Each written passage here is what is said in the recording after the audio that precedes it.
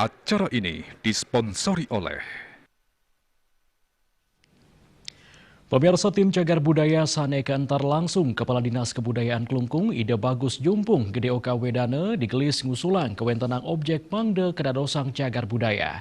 Nanging mekatah objek sane sampun suwe kausulang inucap kantun kapialang indeks status aset.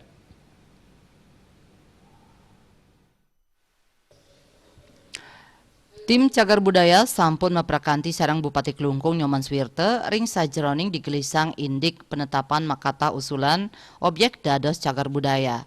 Kabid Cagar Budaya Dinas Kebudayaan Klungkung Iwan Sudarman Latarang wenten penyatusan objek diduga cagar budaya ODCB Kantun Kranjing Ring Data. Asa punika taler sane pacang ketetapang wenten Gua Jepang Kertagose miwah medal agung. Lianan punika wenten Pura Bukit Sanmong Dawan sane medue sialikur ODCB Pura Puseh Sari Swalagiri Sengkiding Desa Aan antuk selai ODCB saha taler Sarkopagus sane wenten ring desa adat Bajing Tegak Kecamatan Klungkung. Samian potensi inucap kantun ngelaksanayang finalisasi mangde side kausulang. Bupati Klungkung Nyoman Swirte nugesang yening samian objek inucap medue potensi dahat ageng antuk ngerancing dados cagar budaya.